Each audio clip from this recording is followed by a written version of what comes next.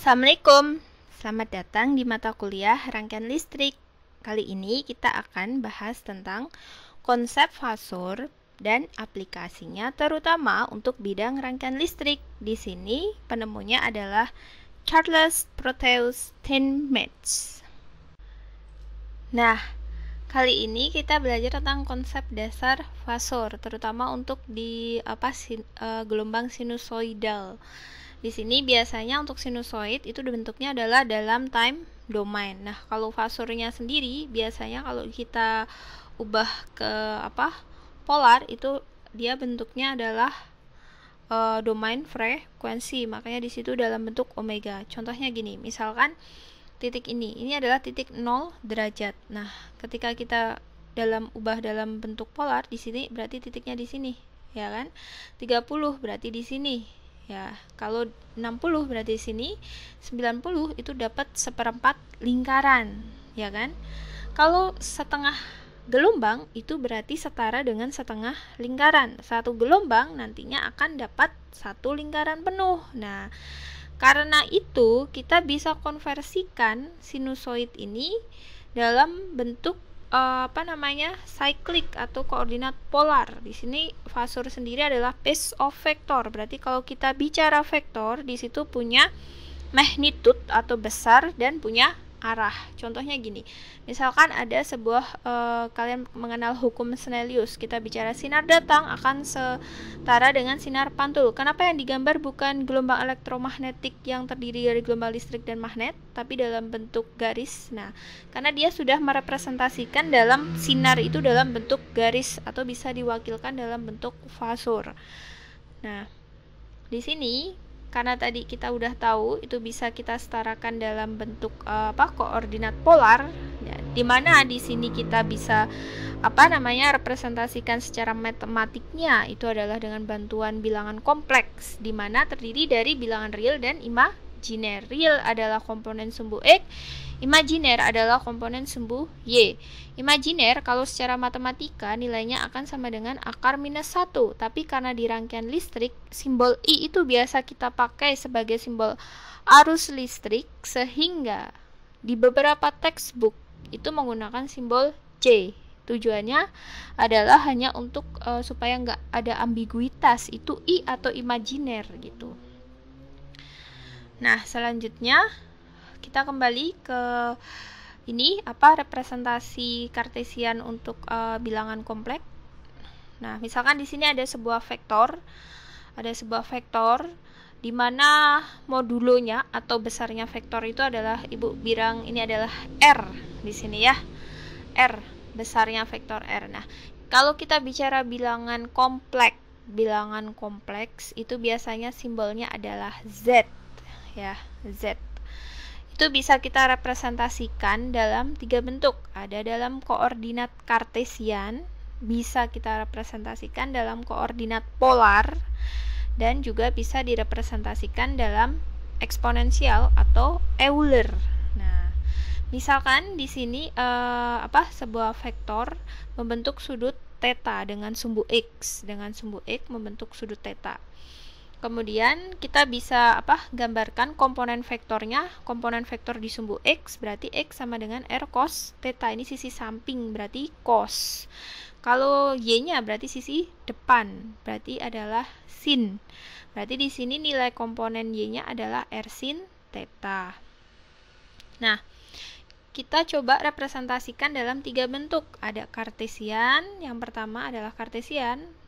Bentuk notasi umum bilangan kompleks untuk kartesian itu adalah X plus JY. Itu adalah superposisi, berarti ya superposisi antara sin dan cosine gitu. Kemudian dalam bentuk polar itu adalah berarti dalam bentuk ini R sama theta gitu ya. Berarti kita substitusikan aja, X-nya dapat R cos theta setara kan ya, tambah J, Y-nya adalah R sin theta kurang R. Ini adalah notasi dalam bentuk polar, atau R-nya bisa kita keluarkan sehingga jadi R cos theta, ini dikurung R cos theta ditambah J sin theta.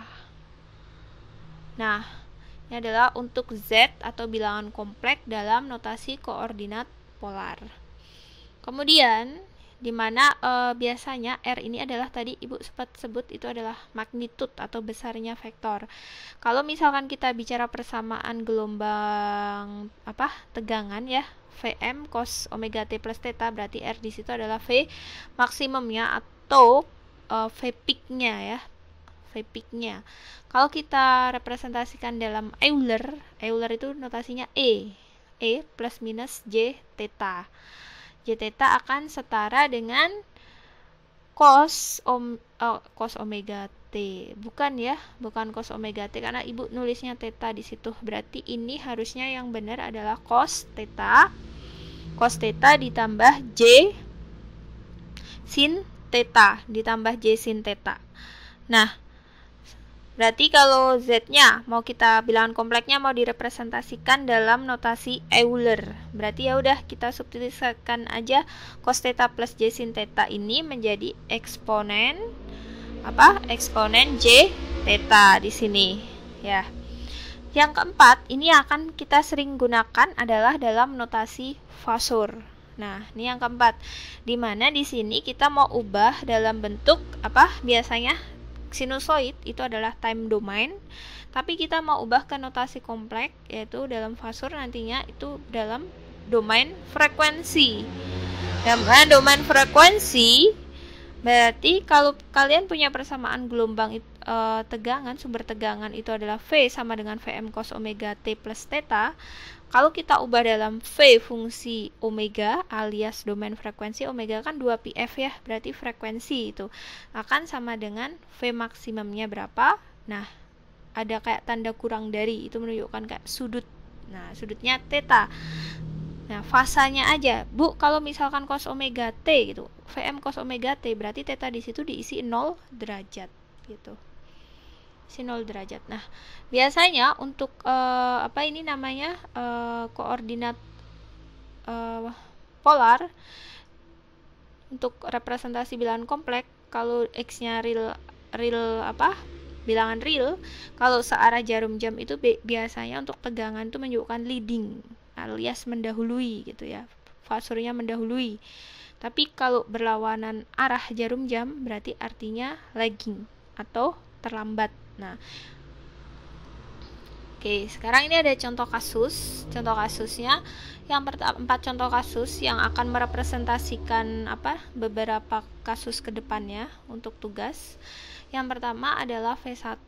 Ini ada 5 sin omega T plus 30 V1. Berarti fasenya di situ berapa? 30 derajat. Di sini 30 derajat. Kemudian V2 amplitudonya 10. Sudut fasanya 60, berarti lebih gede ya kan, V2 60. Nah, 60 derajat. Berarti di sini siapa yang mendahului siapa kalau dari gambar ini? Amplitudonya berbeda, fungsi trigonometrinya sama, sudutnya sama-sama positif. V2 mendahului V1 sebesar berapa? 30 derajat.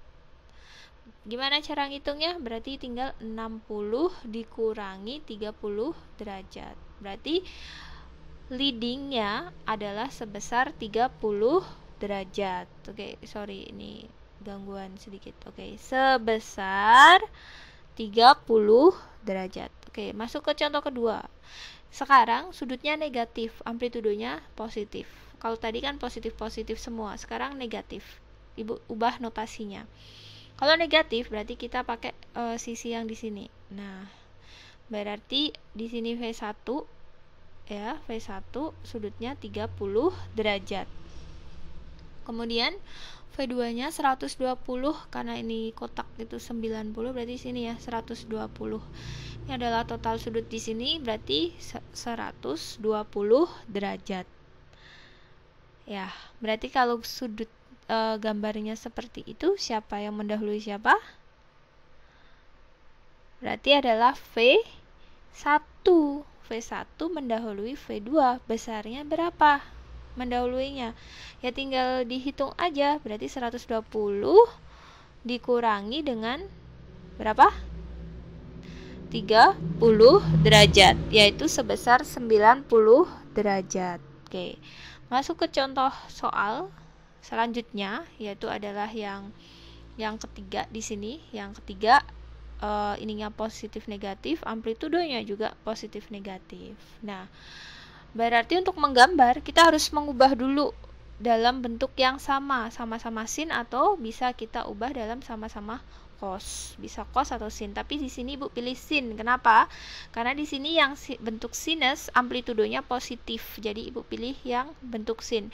Jadi ubah V1 dalam bentuk sinus. Kita gunakan identitas matematika cosine untuk pergeseran fasa. Kalau kita mau ngubah, berarti cos omega t plus minus 90 derajat akan equal negatif positif sin 90 derajat. Kok 90 ya? Salah ya, ini bukan 90 derajat. Maksud Ibu, ini bentar, hapus dulu. Ini adalah omega T harusnya ya, sin omega T. Oke.